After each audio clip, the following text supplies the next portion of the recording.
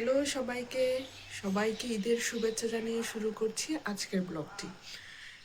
সকালে ঘুম থেকে উঠে দেখি মেঘলা আকাশ, একটা ঠান্ডা ঠান্ডা ওয়েদার, মনে হয় রাতের বেলা অনেক বৃষ্টি হয়েছে।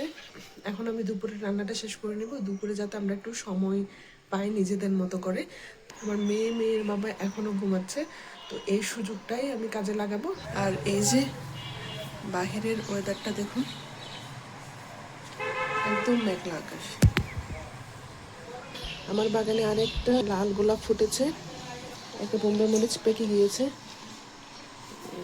চলুন যাওয়া যাক রান্না করি। সবাই সালামি নিতে এসেছে, যে দিব গোটা গরম মশলাটা দিয়ে দিব। বসে গেলাম আমি ব্রেকফাস্ট নিয়ে। আমি রান্নাটা বসিয়ে দিয়েছি আর এখন আমি আমার ব্রেকফাস্টটা করে নিচ্ছি। মানে বিরিয়ানির জন্য আমি প্রথমে মুরগির মাংসটা রেডি করে নিচ্ছি, আর এখানে আমার মেয়ের জন্য আলাদা করে মুরগির মাংস রান্না করছি।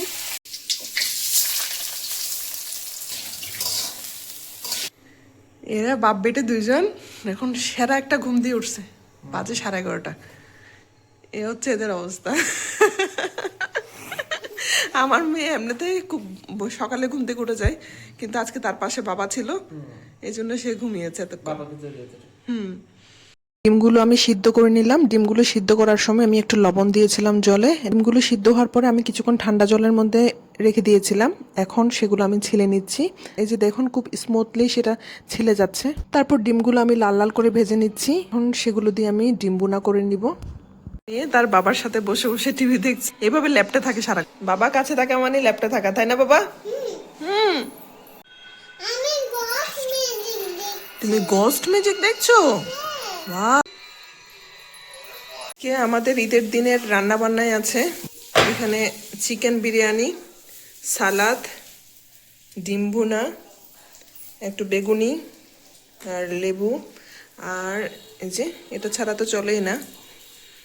তারপরে এখানে আমার মেয়ের জন্য আলাদা করে পোলাও রেখেছি, আর ওর জন্য দেশি মুরগিটা আমি আলাদা করে রান্না করেছি। আর এ হলো আজকে আমার ঈদের দুপুরের রান্না বান্না। ঠিক পড়লে তোমাকে খুব সুন্দর লাগবে, জানো বাবা। আমরা এখন ঘোরাঘুরি করতে বেরিয়ে যাচ্ছি। কিসের ঘোরাঘুরি? আজকে আমাদের ঈদের ঘোরাঘুরি, তাই না? দুপুরে খাওয়া দাওয়া শেষ করে আমরা ঈদের ঘোরাঘুরি করার জন্য বেরিয়ে পড়লাম। বেশ কয়েকটা জায়গায় ঘোরাঘুরি করেছি, কিছু ছবি তুলেছি, ভিডিও করেছি। তারপর বাসায় ফেরার আগে মেয়ে আমার একটা বাটার বন কিনে নিয়েছিল কুকুরকে খাওয়ানোর জন্য। এখন আমার মেয়ে বাটার বনটা টুকরো করে করে কুকুরকে খেতে দিচ্ছে এবং খুব মজা পাচ্ছে সে। এবং এই কাজটা আমার মেয়ে মাঝে মাঝে করে থাকে। হ্যাপি মা, হ্যাপি। চলো। তারপর বাসায় চলে আসলাম, ফ্রেশ হলাম। ফ্রেশ হওয়ার পরে আমার ভাই আর আমার জামাই ওরা দুজন মিলে দাবা খেলতে বসে গেল। ওরা দাবা খেলছিল আর আমি একটু ভিডিও করে নিলাম, তাদের খেলাটা দেখছিলাম। আজকের ভিডিওটা এ পর্যন্ত। দেখা হবে পরবর্তী কোনো ব্লগে। ধন্যবাদ সবাইকে।